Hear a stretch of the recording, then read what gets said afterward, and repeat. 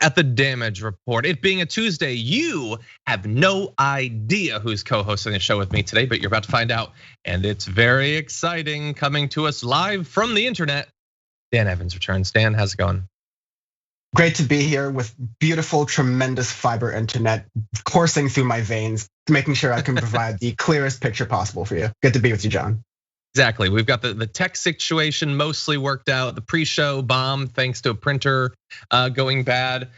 Dan was just telling me that in the same way that I think there's a comedian who talked about like when your hard drive gets full of family photos, you just buy a new computer. That's what family albums are now. You're apparently just buying new computers when you get too many tabs on the first one. I think I'm gonna hit that eventually. It's easier than closing them.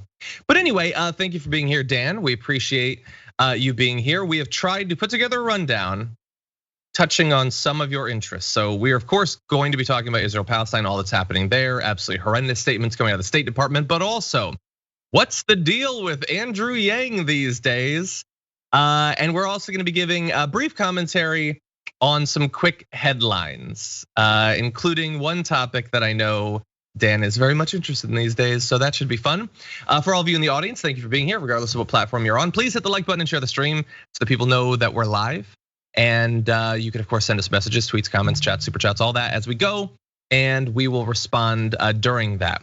For those on Twitch though, when Brooke is there, let me know, because I have a poll idea that I want to give you. In addition to the regular Tuesday poll that we do, we're gonna have a special one for Twitch coming up pretty soon. But that said, a lot to get to, Dan. You ready to launch into this thing? Yes, but before that, if I could really fast, just plug one really quick thing. I did a really great interview with friend of the show, Emma Vigland, on my channel, youtube.com/Dan from the internet. But on my show, Power Report, you'll definitely want to check that out. And just follow me on Twitter at Dan from the web. But let's get into it. Awesome. Fact check, former friend of the show. But anyway, no, I'm kidding. No, she's still awesome. It's just that she's on the air right now. How are we supposed to have her on? I just hate this situation. I might have to make this a night show. So that I know this is again, but like after my age, but aren't you supposed to? Maybe you're not supposed to cross the streams, but it's been a couple decades. Let's try crossing the streams. It's probably worth trying now. Yeah, maybe we could do a simultaneous broadcast. Okay, we'll have to think about that. Anyway, with that, why don't we launch into the news though? Somehow the situation in Palestine got even worse after the horrors of this weekend, with Israel launching airstrikes on the Gaza Strip that killed at least 20 Palestinians, including 9 children. Rights activists and journalists on Monday called out some members of the media for covering the latest developments with language that misrepresents the power dynamics of the region. So we are gonna get to that language, but we're starting off with the facts, because that power dynamic is going to become very clear. I mean, more than 20 people. I'm reading 26, although it might be days until we know for sure, have been killed as a result of those most recent airstrikes. And this is coming after their forces for the last few days injured hundreds of Palestinians with rubber bullets, stun grenades, and tear gas at the Al-Aqsa Mosque. Now, Hamas fired rockets into Jerusalem. And so this is kind of a language dynamic. It's a media dynamic that I want to talk about is, and I've talked about this multiple times on the show, is you will always see numbers compared in a very particular way. It's always gonna end up being how many Palestinians were killed versus how many rockets were fired. It's lives on the one side, it's ammunition used on the other side, always. Now, of course, a single rocket being fired is completely unacceptable, particularly when the intent is to kill Israeli civilians. But we can also understand the context that they basically never do. Now, there are reports of, I believe, one of those rockets injuring an Israeli civilian, which is, again, completely unacceptable and entirely counterproductive, because we all know what the result of that is going to be. But we can also acknowledge that when there's a back and forth, a clash, it results in ammunition being fired, and Palestinians being killed, not people being killed on both sides. And they use the bigger number of the ammunition to make things seem equal in a way that they very much are not. Morally, strategically, tactically, and all of that. Anyway, we've got a lot more of this, but I want to give you a chance, Dan, to weigh in on how things have escalated over the past few days. Now, John, before I even start to weigh in, I just want to appreciate you for contextualizing this for the audience in the way that you did. Because yeah, for too often, for most of my life paying attention to politics, it hasn't been contextualized as an imbalanced power dynamic, which this definitely has become, unfortunately. It's a tougher thing for people to come to for a lot of various different reasons, but that has to be contextualized as a power dynamic. The other thing is that with these world news stories, I try to make this as applicable to Americans as possible when they're watching.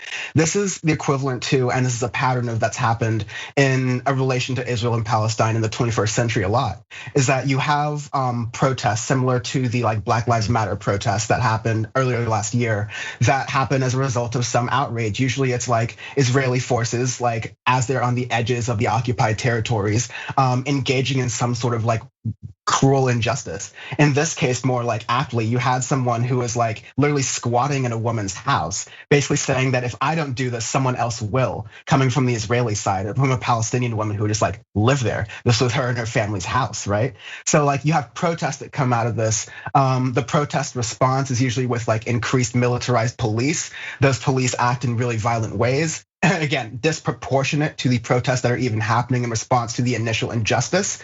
And then usually Hamas will respond with weaponry and attacks, and that's true. There's always a response. This is when usually people start the conversation, is that Hamas fired rockets into Israel, so of course Israel has to respond, getting rid of all the other context John and I just mentioned. And then what happens is that Israel uses the fact that they have the biggest, best weapons from the biggest, most powerful governments with the most money to use against just small, less again power imbalance threat. So you have to understand this even before you dig into some of the injustices. And then one of the injustices we just topped on is nearly 20 children.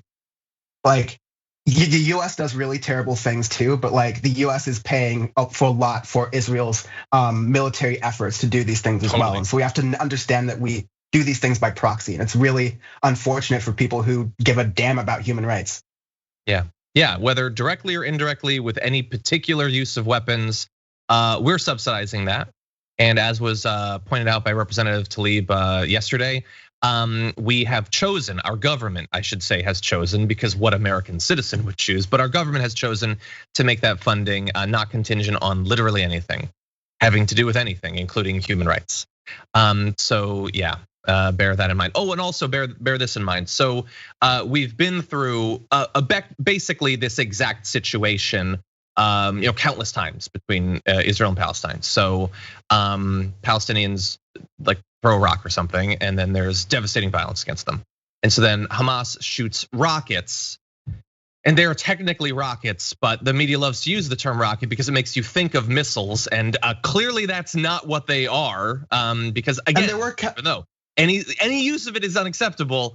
They are not devastating Israeli neighborhoods or anything with this. So just bear that in mind. It conjures an image that is not true to life, really fast, and then there's the airstrikes. So I just want you to bear in mind one thing, and whether this influences you politically or just your moral evaluation of what's going on, those 20 Palestinians plus that were killed, the 9 kids that were killed, when that set of airstrikes was authorized, there is not a single person involved in that process who thought the people who would end up being killed were the ones who fired the rockets.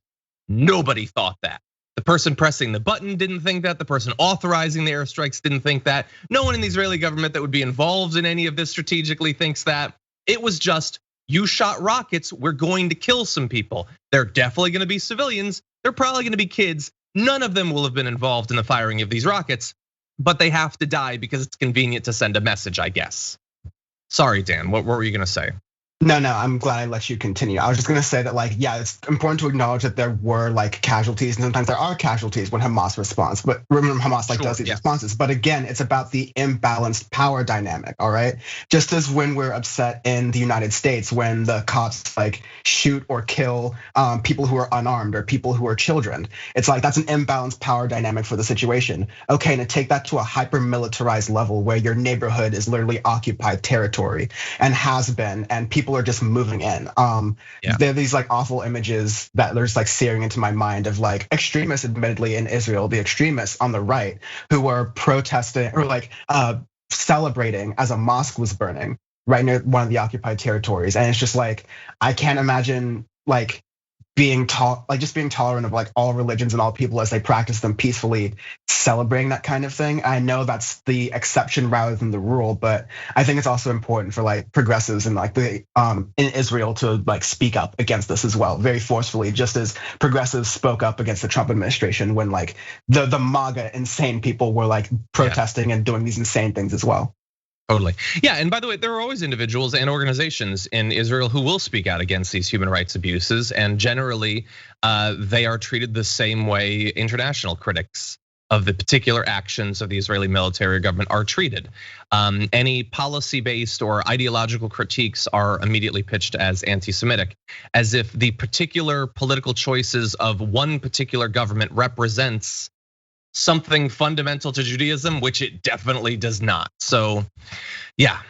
Now I want to turn to the language aspect of this, which we were talking about earlier. Over the past few days, the news coverage of what's going on in Israel and Palestine, there have been the normal sort of mainstream media attempts to pitch this with the sort of vague, cowardly, squirrely language that leads you to imagine two armies fighting in the streets, which is very much not what's going on. But thankfully, there have been some attempts to correct this language. So I want to go to a clip that sort of gets into this topic. And look, one word you hear a lot when you cover Israel-Palestine is the word clashes. There are clashes between Israelis and Palestinians in Jerusalem tonight. And I get it, it's journalistic shorthand often, but it's a word personally I cannot stand. These are not clashes. In Jerusalem, one side, not the other, is firing rubber-coated steel bullets. One side, not the other, has hundreds of people injured and in hospital tonight. One side, not the other, is having its holy sites raided. And don't get me wrong, there is violence from the Palestinian side too. The rockets out of Gaza today, courtesy of Hamas, for example, which should be condemned as well, especially when they're targeted at Israeli civilians. But the fundamental, unavoidable reality at the heart of this conflict is that there is an asymmetry of power here. One side is the occupier, the other side is occupied. And media coverage, political commentary, international interventions that don't reflect this central fact, the fact of illegal occupation of the West Bank, of East Jerusalem, are all, I'm sorry to say, part of the problem. Yep.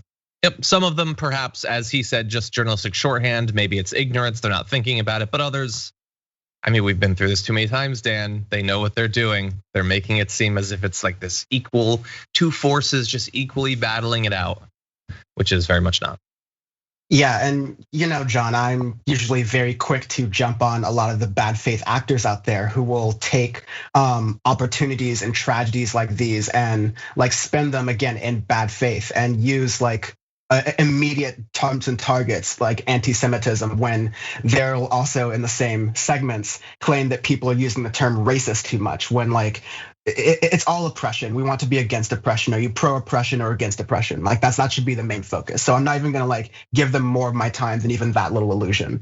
I think, it's just really, this is terrible, and we need to have like a really stark conversation in the Biden administration, especially considering that, it's not Biden's fault, but this is after the Trump administration, and such an enabling was given to Netanyahu and the right-wing government that he is also trying to spend to his own right wing and his part and his country, because he's facing snap elections year after year after year trying to stay in power, right?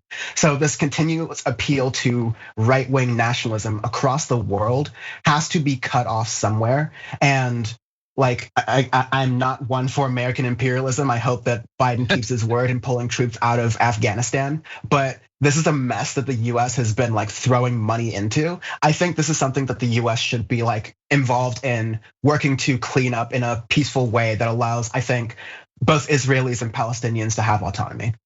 Yeah, I agree. I think that that's quite reasonable. And I want to skip ahead just to give you one quote from Linda Sarsour, who's been on the program before.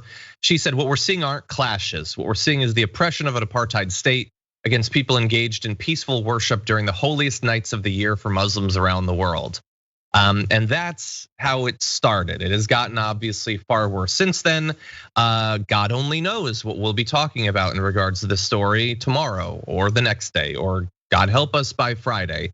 But right now, this is what's going on. And like we said, there can be a distinction. There should be a distinction. Some people use terminology without thinking about it. And sorry, I don't want to seem like a woke, insufferable brat or anything, but I don't think it's a terrible thing to occasionally have your casual use of conversation checked and corrected.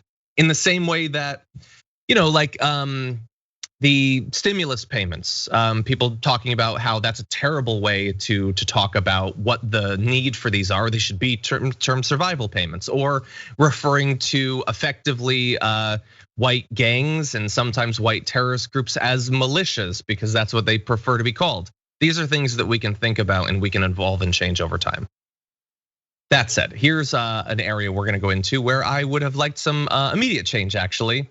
The State Department was questioned about what's going on with Israel and Palestine, and I'm not sure if their comments could have been worse. Although we will be talking about what's going on in New York, so maybe it's possible. But anyway, here is a bit of State Department representative talking about what's going on there. I want to ask you about East Jerusalem, but let's talk about what you said about the principle of self-defense. Does that in any way apply to the Palestinians? Do they have a right to self-defense? Do Palestinians have a right to self-defense? In broadly speaking, Saeed, we believe in the concept of self-defense. We believe it applies to any state. I don't think that. I certainly wouldn't want my words to be construed as. I understand. I want to ask you on Israel. I don't want to harp on this either, but the Israelis killed 13 people just now, including maybe 5 or 6 children. Do you condemn that? Do you condemn the killing of children? Saeed, I'm asking, do you condemn the killing of Palestinian children? Obviously, and these reports are just emerging, and I understand, I was just speaking to the team, I understand we don't have independent confirmation of facts on the ground yet, so I'm very hesitant to get into reports that are just emerging. Dan, what are your thoughts? I mean, he's handing you the thoughts that are just emerging. I understand the facts on the ground can be kind of, difficult when you're early on the situations, but again, unfortunately, we've done this song and dance before of these strikes and attacks with Israel and Hamas, like back and forth against each other. And just in general, if you've been a spokesperson of any kind, you're doing tragedies, unfortunately, as part of the job, you kind of know that over time, as like the dust settles, usually the death and casualty count goes up. So like if it's 1, it's bad. If it's 2, it's bad. If it's 20, it's bad. If it gets worse, which it like might very well be. Or let's say, okay, given the benefit of the doubt, they overcounted somehow, it's 15. Do you condemn the killing of Palestinian children or not? Like that was the question. And he, again, said that, oh, I don't want my words to get misconstrued. Then give us some words that we can't misconstrue. Yes, totally. And by the way, people are asking who that is. It's Ned Price, spokesman for it. And other people are saying it's Ned Price. You can also call him Neo Price because he's dodging those questions like someone in the Matrix. Yeah, that was terrible. I get that sometimes initial reports are wrong. And it turns out, by the way, he was right to be cautious. That reporter was asking him to condemn the killing of 5 or 6 children. And had he done that, he would have been wrong because actually, apparently at least 9 kids were killed. When is it ever better than the initial reports? Like, oh, actually, reports are showing that the missiles hit rubble and blew them back into a hospital. No, that's never what happens. More people are going to have died. But you chose not to even condemn the smaller number. Now it looks even worse by comparison. And you got like your job as a spokesman, I get it, is to be soulless and to do whatever you're told. But when they say, do they have a right to self-defense? And he basically says, the Biden, come on, man. Like, you know what I'm allowed to say and what I'm not. And like, obviously as a human, I'd prefer for civilians not to die. But I've got a job to do now. That's what that whole thing just screams to me. I'm going to really try not to be devastated by the immoral positions I'm being forced to hold for a paycheck, but the refusal to condemn because he was told not to. Let's keep it real. Before he was sent out there, they said, don't give an inch. Israel's allowed to defend themselves. Don't acknowledge Palestine or Palestinians even exist. And if people died, well, that's sort of the situation. Just get out there so that we can say we did a press conference and then end it, okay? But that's not really the way it worked out. And Dan, in a moment, we're gonna have the follow-up for that. But any other thoughts about that first bit? No, I think that was good. Let's follow up. Okay, well, it immediately went into this follow-up question. Great questions, by the way, in this press conference. So let's go to this next one. You're gonna know as soon as I read what your answer was that there's a big problem with it. You said, well, not a problem, it just doesn't answer the question. We believe that it, meaning the right to self-defense, applies to any state. Well, you see the problem, right? Yes? Do you want to? Do you regard Palestine as a state? I wasn't referring. Do you think you don't in the context of the ICC and the UN? So are you saying that you do not, if it applies to any state, are you saying that Palestinians don't have a right to self-defense? I was making a broader point, not attached to Israel or Palestinians in that case. So they do have a right to self-defense.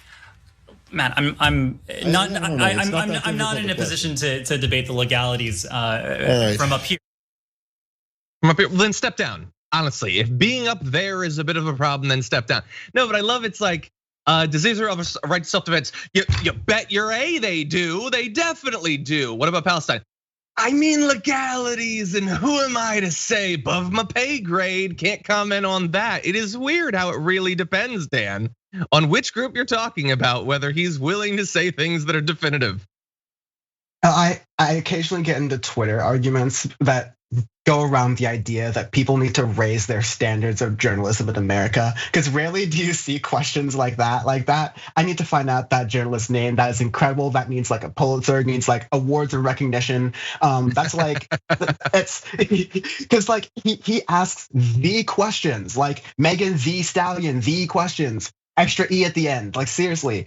And you just don't get that so often in America, honestly. But like I'm glad that he was there to keep him honest. Great mask, by the way, but like it was like a tie-dye color thing. But like he was so good at keeping him honest. I think the clip is like, rarely does the clip just speak for itself. Rarely can I add like some like hot take above it. But just like that spokesperson, I guess I'll say this. If you have any assumption in your head, dear viewers out there, that people will not sell their soul and their public image and what they're willing to say for relatively low sums of money, this shouldn't be your first lesson in this, but this should be like the final lesson in that. Yeah, no, you're totally right. I mean, your comment that sort of like the clip sort of just tells the story. You don't even need the audio in that. Because he failed in like it doesn't bother other people, but it's always like there's one thing that you are in that job, whether you're that guy or if you're Kayleigh McEnany or if you're I'm forgetting her name now, Huckabee Sanders, is control your face, because when that guy's follow-up question came, Ned started blushing and he was smiling. It's a subtle thing, I get it.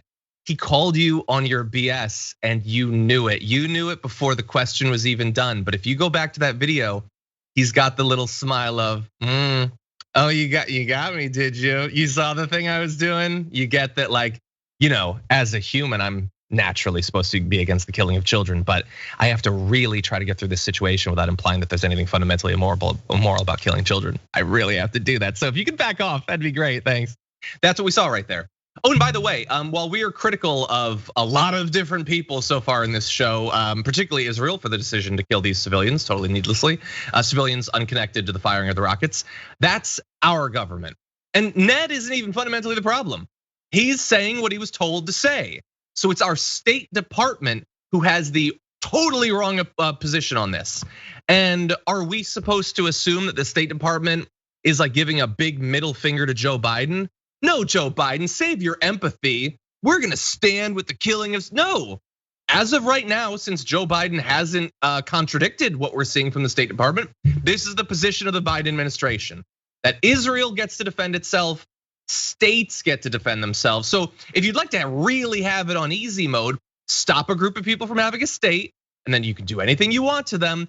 they can't do anything back. It's a really sweet situation if you can set it up. Any other thoughts, Dan? No, I'm ready to get into the rest of the stories.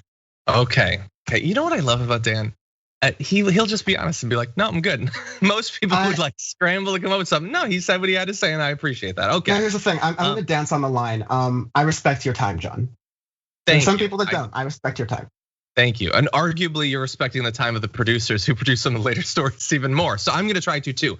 But really fast, before we move into the next story, we are going to let you know about the poll today. It's also going to spoil what the story is going to be. But if you head to tyt.com/polls, there is a poll about Andrew Yang. Do we have it? We put it up.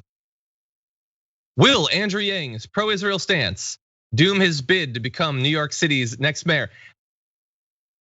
It's too late now. I don't like the wording of that, the pro-Israel stance. But anyway, like we said, it's a continued process of evolution of language and everything. But anyway, that's what we're gonna be talking about. We're gonna give you the results tomorrow for some reason. So we're gonna have that for you in a little bit. But before we launch into that story, I wanna let you know about a few things that are going on. So Nina Turner herself is going to be joining Cenk Uygur on The Conversation. She's running in Ohio's 11th district. You can see her at 5:30 p.m. Eastern time, 2:30 p.m. Pacific time. Man, they've really been pulling the big guests in The Conversation there recently. So that should be a lot of fun. So definitely stay tuned for that. Also wanted to let you know that after this program, you can tune in on Twitch, twitch.tv/TYT for Deep Dive with Jordan Ewell. That's happening at 2:30 p.m. Eastern time, 11:30 a.m. Pacific time. And then later on today, you'll basically just leave a twitch.tv/TYT tab open, because later on today at 10 p.m. Eastern time, 7 p.m. Pacific time, you can take a trip back to Wozniak. And people have been having a lot of fun with Wozzy Lambre over on his Twitch exclusive show. So both Deep Dive and Wozniak happening a little bit later on. That said, here's what's going on in the super chats. Non-Human Humanist says, have you heard of the new Tesla factory in Germany? The water usage of that might worsen droughts and even endanger drinking water supply. I had not heard of that. Thank you for letting me know. Hardly shocked. Venetia David, thank you for your super chat. Appreciate that. Grandma Sunshine Dragon says, saw news today and a reporter was at a bomb shelter in an apartment building. Kids were running around playing because they're so used to this, they're not scared. That is horrifying. Big B says, hey, love the show from Washington. Always a good source of info. Can I claim Legionary Dragon and now filling out the $5 limit of words? Thanks. You certainly can. And thank you for your super chat. Sailor says, hey John, Cody Johnston has an amazing breakdown of how awful Elon Musk is in his most recent video. Absolutely check it out. I will have to do that. By the way, we keep meaning to ask Cody to come on the show. I don't know what his schedule is like, but we're gonna try. Feel free to tweet him. Anyway, Maddie says, we can take that tiger and keep it safe and give it a home for the rest of its life. No Texan defended that Second Amendment right. I'm sure that that's a reference. I apologize, it goes over my head, but thank you for the super chat. That said, over on Twitch, Obi-Wan Kenobi gifted 5 tier 1 subs. Thank you very much for that. Tell me what to put gifted 1 as well. Thank you to both of you for being such good ambassadors of the show. Captain Cornball hit 9 months of being a subscriber. Says, it's taken a while. I've searched my soul for months on end trying to craft the perfect dragon name. Now the time has come. Henceforth, I shall be known as Indecisively Named Dragon. You know, that actually follows in a noble tradition of this YouTube channel where I used to have a show called Insert Witty Show Name Here because I couldn't figure one out. So you are basically that, but in draconic form. Now, before we jump back in the show, I did want to let you know, we were having a conversation before the show where I asserted that I'm sorry, but Last Week Tonight is the best individual political show. I think that it just is. But that said, I'm curious what you all think. So if you could go over to Twitch, or if you're already there, throw out some names of shows you think are the best individual political show. And then if Brooke could put together the ones that show up the most in a poll, I'm curious what you think. I do want Last Week Tonight to be one of them, but feel free to throw out any others you want. And Dan, do you have a suggestion? Yeah, can I also say that in this conversation, the one I voted for was the damage report. So I encourage you, if you vote and like the damage report as one of your favorite individual shows and think that the guests on the interviews that John has on and his perspective and commentary provide real analysis to your day and help you become a smarter political thinker, then feel free to list that as well. Not that I'm padding the votes or anything. Thank you. If you think that when I have that awesome guy Dan on, that really puts it over the top, feel free. No, this is not about, thank you for everyone who likes the show. This is not about that. I'm just curious what you think. I would prefer other than the damage report, honestly. Anyway, that said, let's jump back into the news. And John, we're gonna make. I'm sorry to do this. I don't know if the graphics are like in the right order, but you just like go on the story and then I'll respond with my thing. Oh, sure. Okay, I thought you wanted to start. Okay, yeah, we'll do that. Okay. Andrew Yang's mayoral campaign in New York hit a bit of a social media bump when he decided to weigh in on what's going on with Israel and Palestine. Obviously, this is coming in the wake. I believe his tweet was after the airstrikes that killed over 20 Palestinians. But even if it wasn't, it was after the violence in the Al-Aqsa Mosque and the hundreds who were injured. In any event, what he had to say was, I'm standing with the people of Israel who are coming under bombardment attacks and condemn the Hamas terrorists. The people of NYC will always stand with our brothers and sisters in Israel who face down terrorism and persevere. And I just want to know if they will also stand with the Palestinians who arguably are facing a little bit of persecution. And they're being asked to persevere against quite a lot constantly, including as you were sending that tweet, Andrew Yang. Now look, a lot of people, including clearly me, had a problem with that tweet. My favorite response was this meme, how to slap someone through the internet, which I think really sums it up. Particularly because like Andrew Yang is a very interesting figure. He's a very unique figure. We like to point out that we were one of the first media outlets to interview him during his presidential campaign back for 2020. And we've had a great conversation with him. We've thanked him many times for raising the profile of UBI as a policy being discussed at a national level. That said, this was not a good take and not a lot of people liked it. Although notably, some people did like his stance. You might recognize some of these names like Ted Cruz, who said, bravo to Yang for opposing the rabidly pro-Hamas and anti-Israel attacks from fellow Dems Omar and Tlaib. Meghan McCain said hashtag Yang Gang. You didn't already hate that hashtag? I'm betting you're over it now. Anyway, Stephen Miller said Andrew Yang is exactly right. Ilhan Omar is outrageously wrong. And so, Dan, I think that if you've got Ted Cruz and Meghan McCain and Stephen Miller, Lord of the Snake People himself on your side, you should have a pretty good idea of how good your take was. What do you think? Yeah, with friends like these, it's like one of those things, right? But like, yeah, just on a top level, Andrew Yang had the opinion right there in his tweet. That was the kind of opinion you have when you just come into the room super late and you don't understand what's going on for the past 3 hours and you just give your strong take opinion right there. It's the kind of like shoot from the hip thing that Andrew Yang does in his politics. More on that in just a second. But like, we just went through and just previously the context of what happened there, the disproportionate like sort of power dynamic that's going on between like Israel and Palestine. The fact that, there's a term called occupied territories and there's like the Gaza Strip. What's the power dynamic in any of these places? Where's the police militarization here? Like whose police are doing what? It's like these questions don't get asked, these deeper things don't get asked. But like this thing was a little bit personal for me because if we could ready graphic one, Andrew Yang was like the first presidential Democratic candidate, like you said, to come onto TYT. He came on Rebel HQ back when, or the conversation back before it was Rebel HQ. I got to meet him and like, Bernie was my favorite. And I thought like Bernie and Warren were gonna be like, and this happened by the media. They were immediately lionized by the financial media and said, these are gonna be wild socialists who are going to take away your things. But Andrew Yang, he was loved by a lot of media. He embraced independent media very early. Before Bernie Sanders had this whole controversy of going on the Joe Rogan Experience, Andrew Yang went on the Joe Rogan Experience to talk about UBI. And like Joe Rogan's become an increasingly indefensible person over the years. But to be able to use that platform and that audience to get a bunch of people interested in a fairly progressive idea, at least in theory, is really good. So my overall idea was that like my optimistic take was that Andrew Yang could be a Trojan horse because of his malleability on some of these issues. You could I think you could convince him on a lot of things, and he had this broad appeal. And then I, as a producer of TYT at the time, watched the presidential debate that Andrew Yang was doing, and it was just like this.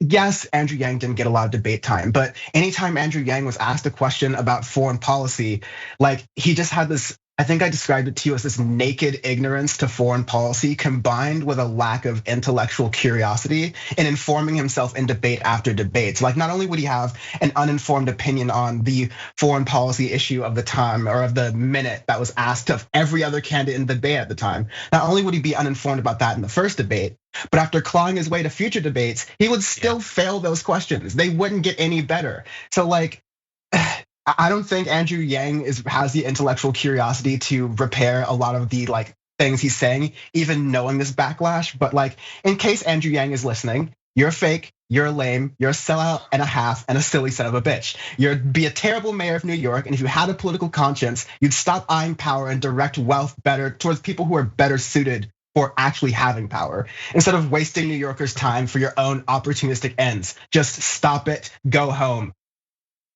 So we got to answer the question of how to slap someone through the internet. Dun-dun-dun. Geez, yeah. Yeah, look, he's an interesting guy. I've had some interesting conversations with him. He has some good ideas. And obviously he has a form of intellectual curiosity, comes up with some ideas that other people don't, but how he has changed over time, the change in his positions, which ones he's stayed firm on.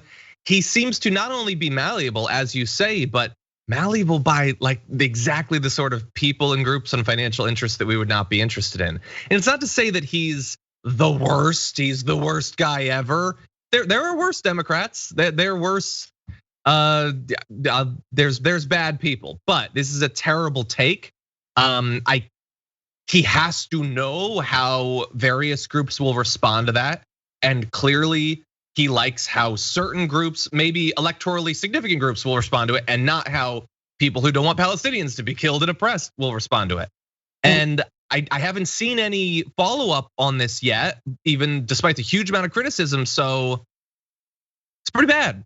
Pretty bad, Andrew Yang. I have one more thing as I've cooled down a little bit, because especially in the context of his run for New York mayor, during when the spotlight was on him as a prominent Asian American politician to speak on the hate crimes that were happening against Asian Americans and Pacific Islanders earlier this year, and have happened a lot through COVID-19. His response was more police. His response was increase the militarization, which is what a lot of Asian American and Pacific Islanders activists were not asking for. Because when you increase police militarization, some of the communities that are militarized and heavily policed even more are the more working class Asian and Pacific Islander communities, as well as Black communities, as well as brown communities. So this is a lot of times, like, people domestic policy and foreign policy, it's all over the place. And he's running for mayor. I don't expect him to know exactly what's going on, even though New York is such a major city in the world, right? Like, of course he has to know some idea for this, right? And he ran as a presidential candidate. He's got to know.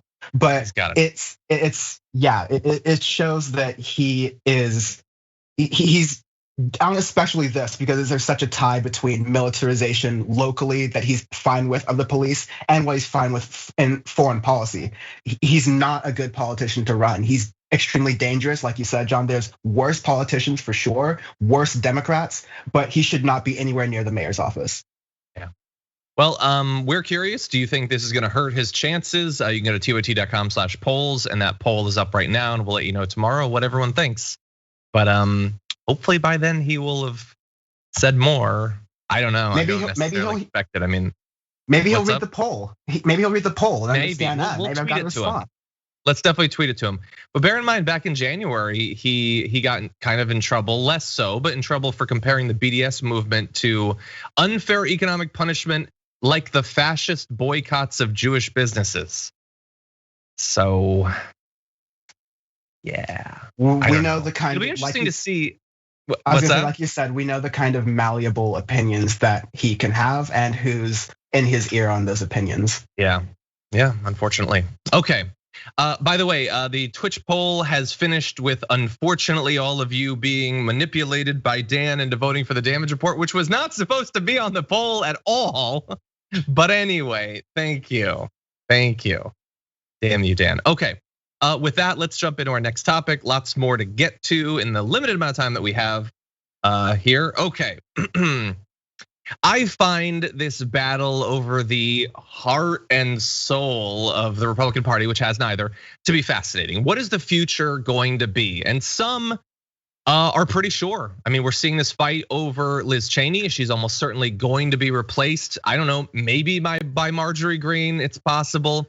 But I want to talk a little bit about that fight, why it's happening, and where the party is likely to go. A lot of it, I think, is summed up pretty well in this clip. We're going to show you Sean Hannity and Lindsey Graham.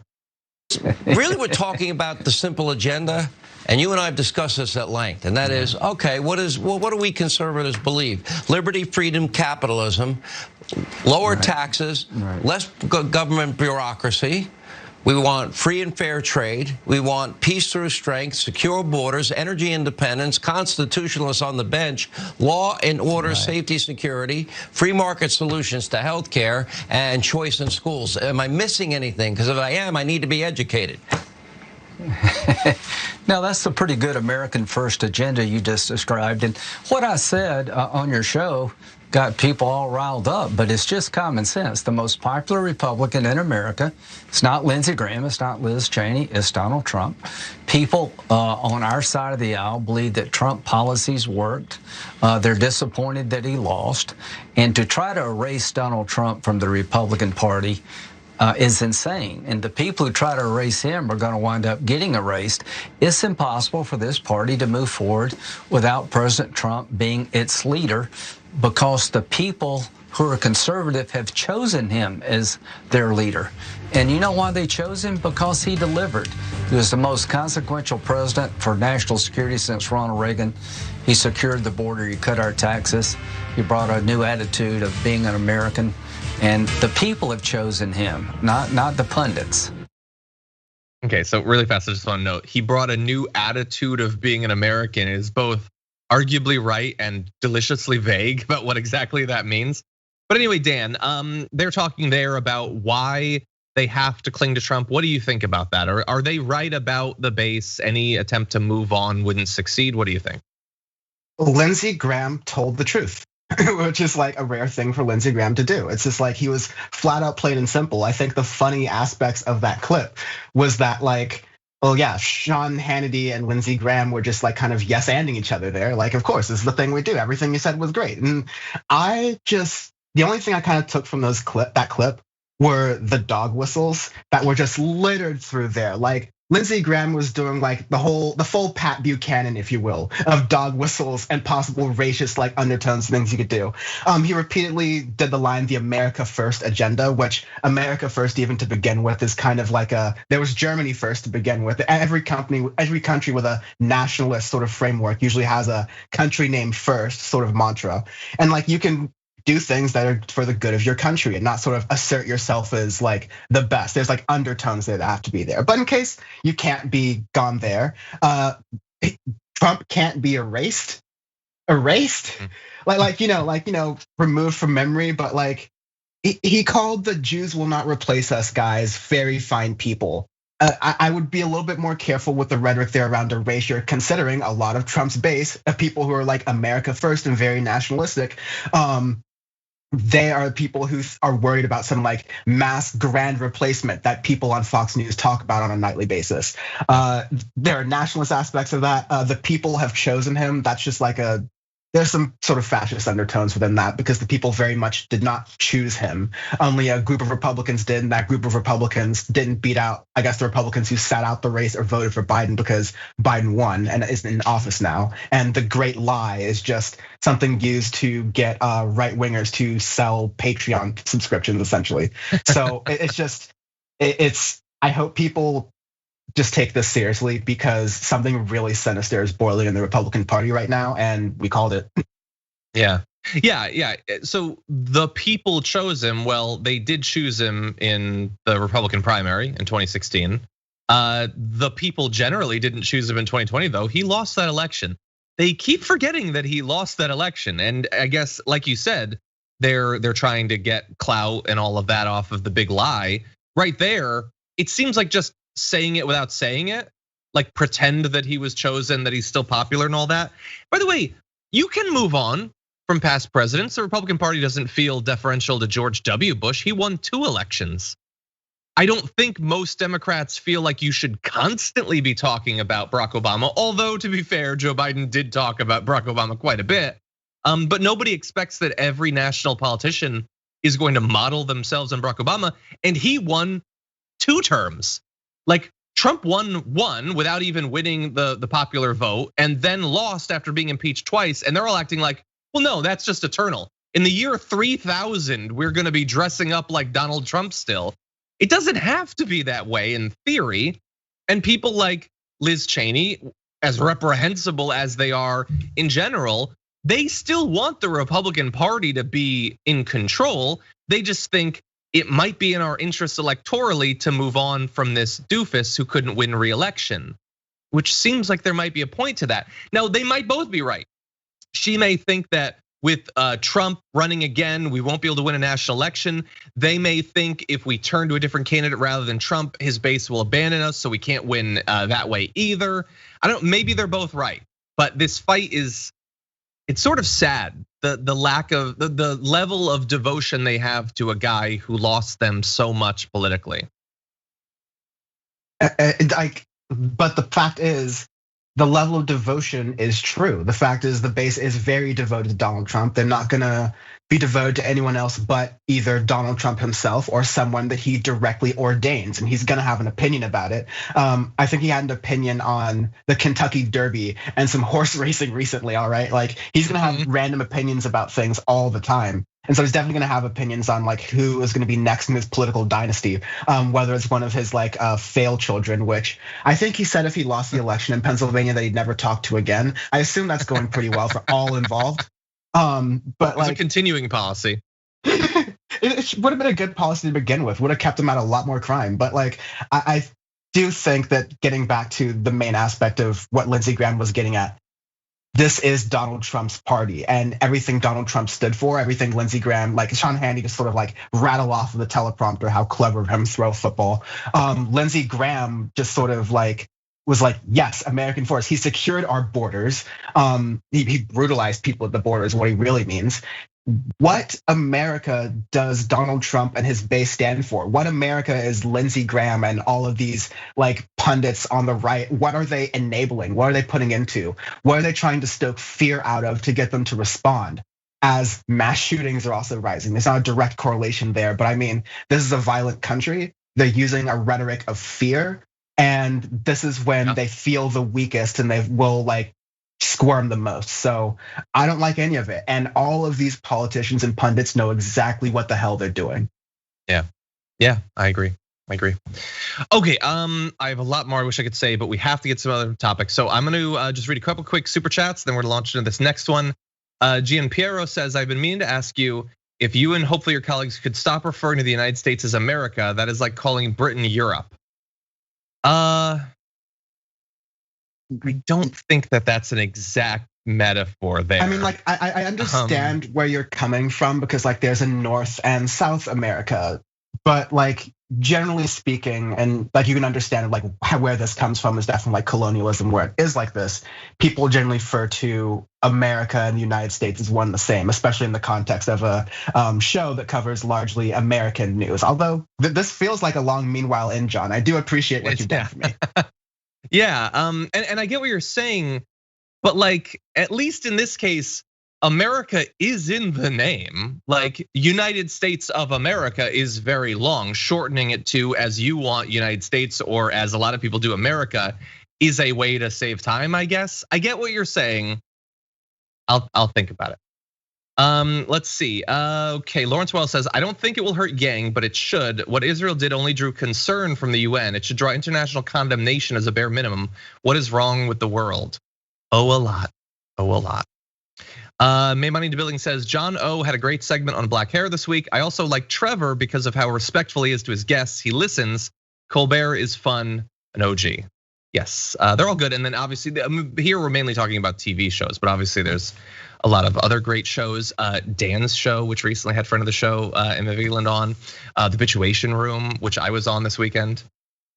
Okay, thank you to Caliver for resubscribing over on Twitch. Bernie Baby for 2 months, thank you. Emironic hit 9 months, thus birthing a sub baby.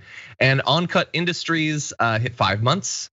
Decidic Aling hit 2 months. Thank you for that. I apologize for butchering your name. Thank you for being a subscriber. Now that said, let's jump into this. There's a lot of news out there, and we don't have time to delve too deep into all of it. But while we have a limited amount of time with our guest, Dan Evans, I wanted to give an opportunity to give some fast reactions to some headlines, including this. Elon Musk sending Dogecoin into space after his SNL jokes smacked it on the nose, talking about him admitting that it's a hustle. Now he's sending it to the moon or something. I don't know what it means to send a digital currency to another planet, but what do you think about this? There was a good point made on a podcast recently that the reason why SNL and Elon Musk appearance wasn't funny, I mean, one of the many reasons, but the main reason was that they were giving into the idea that Elon Musk is the grift that he's selling, that he's the super genius Iron Man, whatever. And comedy's supposed to like joke at the truth, which is he's not. He's just like all of these things. He has this like weird history, but it kind of shows the balance of access to power versus telling the truth that unfortunately SNL really does. And truthfully, I didn't even watch any of the sketches because I couldn't bear to do it outside of clips online. And the only good thing about SNL is Michael Che. That's all. He's funny, but there's other good performance. Anyway, yeah, my only thing, I don't really care about Elon Musk, but I do think that the way that some of the intense speculation in cryptocurrency has popped up is a reminder that we need political solutions to the economic crisis that so many people are facing. The fact that so many people seem driven to, God, I just if Elon Musk will say something, then this thing will shoot up in value. I mean, it's not based on anything, but I can make some temporary money. That is an outgrowth of economic desperation that needs to be dealt with. Insane speculation by out of control billionaires on comedy shows is not the solution to our economic problems. Anyway, next headline, Instagram, Twitter blame glitches for deleting Palestinian posts. So people posting on those platforms about what's happening in Palestine had their things deleted thanks to glitches.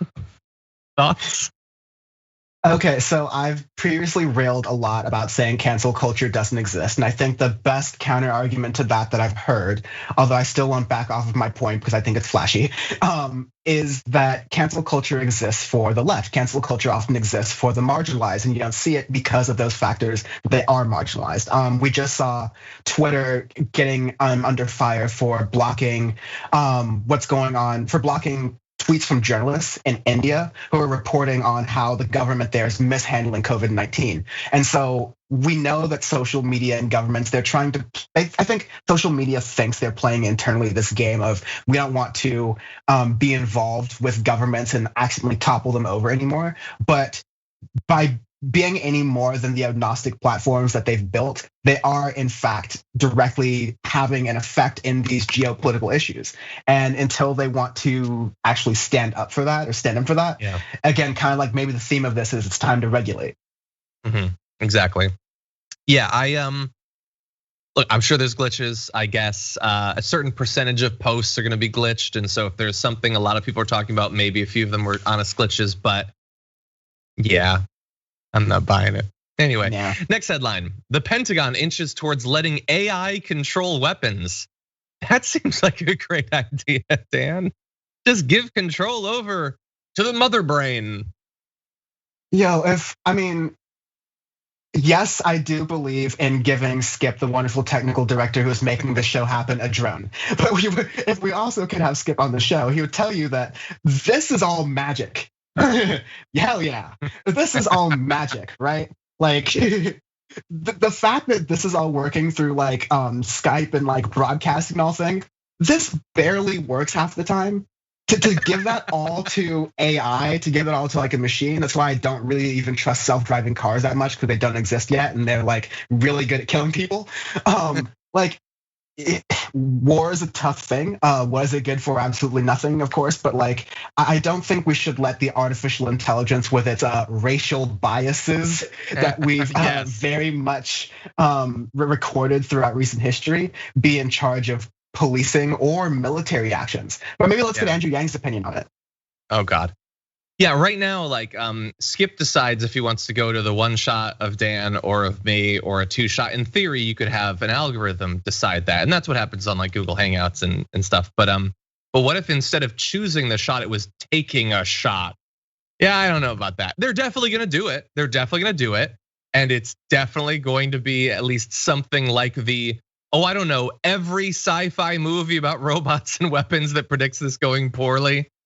Anyway, finally, news from inside the TYT network from Jonathan Larson. It says judge orders release of Buttigieg police tapes. I don't know if this is how he's gonna make transportation cool again, but this is probably not the best news for the mayor. Yeah, I think he's gonna use his new spot as transportation secretary to make sure those police tapes get transferred very, very quickly away from the press. It's gonna be in a nice little USPS, one of those cute little electric vans. It's gonna go very, very quickly. It's gonna zip away with all the tapes so no one sees them. Yeah, I think he's going to do a big demonstration where he takes those tapes and throws them under an awesome electric bus. Anyway, those are our quick thoughts on a few things. Yeah. Anyway, we've got a lot of videos, obviously, over the past few years about that story. He didn't end up becoming president, so I guess it's all cool. Anyway, let's roll on to other news. One of the variants of COVID-19 has received an elevated classification based on some new research into its severity and how quickly it can be spread. The WHO has classified the B1617 variant as a variant of global concern because it spreads more easily than others and requires further study. The variant has been shown to have spread to 30 different countries already. Now, there are a couple different classifications of this. So mutation is elevated from a variant of interest to a variant of concern based on Leonardo DiCaprio and that scene from the movie. Anyway, when it shows evidence of fulfilling at least one of several criteria, including easy transmission, more severe illness, reduced neutralization by antibodies, or reduced effectiveness of treatment and vaccines. So that is one of the more easily spread variants that's been spreading around the world. It's one of the reasons, by the way, that the US, which has seen a great deal of success in getting down its daily COVID death rate, still has between 40 to 50,000 cases per day. And I am glad that they are tracking all these mutations because we keep talking about this possibility that one is going to be less able to be neutralized by antibodies or potentially by the vaccine. That has not happened yet. Scientists don't seem to think it's incredibly likely, but if it does, it's going to look kind of like this and it's gonna spread kind of like this, Dan.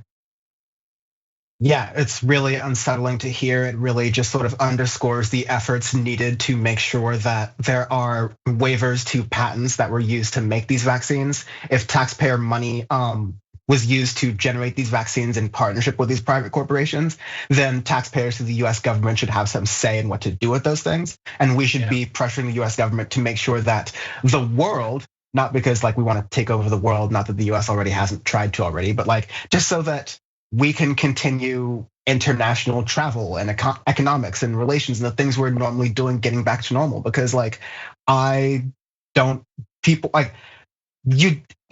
get why I have to explain on a show why having a virus spread in one country can mean it can actually spread to another country. It can spread across the world. We saw how bad COVID was contagious. It was, at least.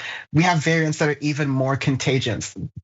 There are variants that can become resistant to these things. But I'll also say to the flip side of that is that we saw that science is a fast moving thing and they're learning things preliminarily. And so they're always going to be cautious with the beginning sort of research that they have out there, right? So this is being cautious. These are the worst case scenarios in the times, but we need to still be alert about these things. And I guess the darkest thought I have about all of this is that I hope this doesn't become a justification for more nationalism across the country, or across the world, I mean, and across the country especially, but like saying, oh, well, we shouldn't travel to other countries because we have the vaccine, we being like any of the countries that are like more properly vaccinated, and the countries that haven't gotten the vaccine due to all these unequal reasons, have been vaccinated. So we have to protect ourselves and close up our borders, which this could be used as a justification for. Yeah, I think you're totally right. I mean, notably, early on, the first couple months of the pandemic, something like that was the only way Trump would show that he cared at all about the pandemic. And ever since then, they have had to walk a very careful line where the pandemic is over-exaggerated. It's not a big deal. You don't have to do literally anything to protect yourself. Don't even put cloth over your face, but also we should cut off all contact with every other country in the world. So those two things simultaneously. And so I share your worries about that being one of the takeaways on the right. And by the way, last thing, I just want to remind people, it was great to see the world and a lot of Americans, including American media, American celebrities, sort of trying to raise money for people who are suffering in India, trying to raise concern about it and raise knowledge about it. By the way, it's still really bad. The country's averaging about 3,800 COVID deaths per day. And that is just the official number. It's not believed to really be representative of how many people are actually dying. Close to 400,000 new cases over the last 7 days. That's up 4% from a week ago. And again, this is in a country that does not have an overwhelming testing capability. So again, that is not representative of the deaths or the cases. So if you thought it was bad a week ago, 2 weeks ago, it is still very much bad. They still need aid. I saw a story, they were asking for people climbing in Nepal, climbing mountains in Nepal to bring their oxygen tanks back because of how dire the situation is with that. So it's still bad and they still need help. Can I super last thing, just really fast? India is very hit hard right now with being able to handle people who have been affected with COVID-19. So like getting oxygen tanks and intubations and all those things that involve with people who are already like diagnosed in the hospital and dealing with the effects. Yeah. However, India has a very, very good ability to produce vaccines, some of the best in the world. That has to be pointed out. We just need to be able to help them produce those vaccines they can already produce to get people inoculated so that they don't end up straining the healthcare system like we had to do around the world. It makes sense. So of course we're not doing it. No, or if we do it, we're gonna drag it out as long as possible, and I don't know, 1 million extra people in India will die over the course of the next 18 months until we finally allow them to domestically produce the vaccine. Okay, that said, we have only a few more minutes. We're gonna roll quickly into, I forgot about the G block. We're definitely not getting the G block, but we're gonna do the F block, okay? We're gonna get to this story because it's a little bit of fun. Hate me if you want, we're gonna do it. Over the past few days, the new trend that's sweeping the nation is the buddy comedy tour of Matt Gaetz and Marjorie Greene on their America First tour. Because remember, the America First Caucus, too racist for the Republican Party. The America First tour, it's cool, you can do it. And so they started it off down in Florida, and they had a little gathering. The gathering was very happy to see them. So I just want to play a little bit from that first event.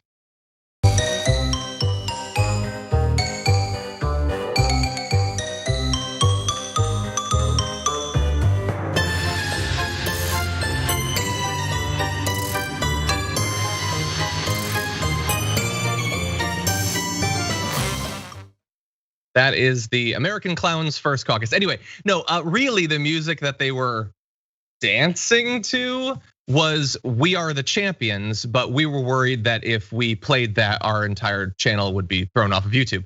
But anyway, Dan, you gotta love that. It's this group of old white maskless Republicans who believe that Trump won and are chanting "We are the champions" when Biden is very much sitting in the White House right now. Like, first of all, whoever made the edit decision to put that music on there, God bless, because I've heard like that TED talk that went around recently from that one right winger who actually had music that was as ridiculous as that. So it's uncanny enough to work. Nice. But like, yeah, I guess I don't want to. Yeah, I'm not gonna make that comment. That's a little bit too edgy. I will say that it is really difficult that a lot of people are just like living this sort of fantasy, but like, okay, fine, you can do that or whatever. I just know that sometimes you get these goofy things where like they're doing like the YMCA dances or whatever, or you get Pete Buttigieg's high hopes dances or whatever. But not to bring Pete Buttigieg into the conversation for no apparent reason, that's just random slander. But like, I know what, especially on the Trump side of things, this leads to, this fanaticism, this like, I will die for my president thing, because we literally started this year with an insurrection of the Capitol. So just forgive me if I'm a little bit cautious of political fanaticism. Yeah, and some of the politicians who are most supportive of it are the ones that they went to see. So those people in that crowd who all believe that Trump either won and it was robbed from him, or that he won and he's actually the president right now in the White House, a combination of a variety of insane conspiracy theories, they went to an event to see Matt Gaetz and Marjorie Greene. So they went to see the guy who is facing accusations of child sex trafficking, and the woman who they only know because of the Jewish space lasers and the shoot Nancy Pelosi in the head thing. That is who those people are. Now that said, maybe it was wrong of us to put the clown music and to joke about them. And in fact, one of the articles, I think, was it on Roster or Mediaite, who was talking about this. So they had, they pitched it as like that people were being mean and making fun of the people in the crowd. And they had a quote that said, the clip went viral and became the subject of cruel mockery by media figures, celebrities, and other verified Twitter users, some of which centered on the crowd's age and whiteness. And for example, they posted the tweet, crowd mainlining statins and beta blockers waiting for this. Yeah, so that's funny. I don't know for sure if the article is being serious or is being sarcastic, because the headline and that thing is like, and people were really mean to them. Now take a look at 30 of the funniest tweets mocking them, which is the same as just collecting those to mock them. Like, for instance, my favorite one was a tweet from Brian Garr that says, when the cruise announces there's double pudding for dinner, dancing back and forth. That is funny. Whether you just put it to mock them or say it's mean to mock them, here's funny people mocking them, I feel like that's the same thing, Dan. Yeah, like there's a whole version of journalism now that's like, this happened, this is a thing that happened, here was the reaction on Twitter. So like you have to kind of like give into it and like there's that. But like I think, yeah, this is a thing that happened on the internet. So you can like remove the context from it and like add jokes around it to make it funny. And they did. That pudding thing really hits different. I wonder if it's vanilla, chocolate, or tapioca. Like what's going on? I have a feeling most of the people in that room have a problem with chocolate pudding. I'm not saying why or what or anything, I'm just saying. Anyway, yeah, and so they went to see Gaetz and Greene. Gaetz and Greene are now continuing the tour, by the way. They were tweeting back and forth to each other like publicly when they have each other's phone numbers, I don't know. And like he said something about being her huckleberry and like, oh, their friendship. Somehow like I feel like they both can do better. But anyway, yeah, it's a sucky part of the movement. This is a very important part of the Republican Party going forward, though. People in that room dancing, that is a significant part of their base in ideology, if not some of the demographic factors. So anyway, Dan, that is unfortunately all the time we have. I want to thank you for joining us. It's always fun to have you back. Hopefully we can have you back in studio at some point. Your presence is still missed. I miss you very much. Miss everyone there. Hopefully, yes, we're very close to the end. If everyone just gets their shot, please.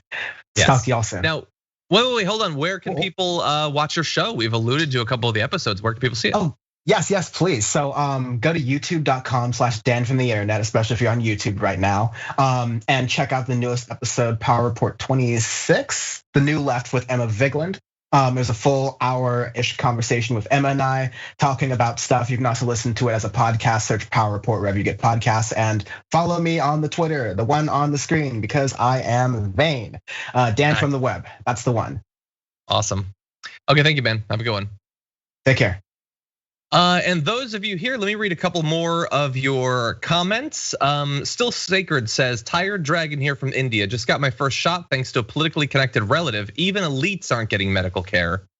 Jesus. Well, glad you were able to get access to it.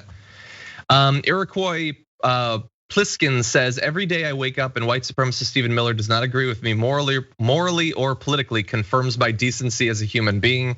Yes, live a life where Stephen Miller disagrees with you. Andrew Yang, you're doing it wrong. Let's see. Fett says, got my first Pfizer shot today. Another loyal TDR dragon on the way to herd immunity. My chip kicked in and I have never had better signal strength. That is great to see. I'm actually seeing a little bit less of the super chats about people having gotten vaccinated. I think because I feel like most of you have gotten vaccinated. So whether you're on Twitch or on YouTube, if you've gotten vaccinated, leave a comment that says vaccinated. If you're going to but haven't been able to yet, say that. And if you're not interested, feel free to type that and face the scorn of chat. I'm just curious. It seems like our audience has a higher rate than basically anyone else on the planet. And I'm seeing some comments coming in, vaxxed. I see a little bit of half vaxxed, but what can you do? I see a lot of vaxxed. I also believe that the lag of the stream on Twitch is less than on YouTube. That's gonna be my guess. But so far, nobody has said they're not interested in getting vaxxed. Most people seem to be fully vaxxed. I guess we could do a poll, but Brooke already did one. A lot of seem now on YouTube, a lot of vaccinates come in Canada. Yes, if it's a different country, feel free to let me know that. Yeah, no, we've got a responsible audience. No, but imagine like you watch this show at the beginning of the pandemic and you don't believe that COVID's serious. You hate the idea of vaccinating yourself. How would you have kept watching at this point? How many segments have I done about this stuff? But anyway, thank you for being here. Okay, before we close on Twitch, want to thank Circuit Overlord for subscribing for the 8th month. Appreciate that. And let's see. Fat guy named Tiny says, what they're not telling us is their content moderators are colloquially nicknamed the glitches there about the Instagram and Facebook thing. Morfallon says, Greta Thunberg has Asperger's too. It's not an excuse for being an a-hole. That's certainly true. Okay, well, everybody, thank you so much for joining. Dan and I had a lot of fun. Hope that you enjoyed it as well. That said, we've got Big News Wednesday coming up tomorrow. I will say I am a little bit worried about what form the big news is gonna come in based on what the news has been like so far. But regardless of what comes, we're gonna face it together. Until then, stay safe out there, stay sane out there, and we'll see you soon.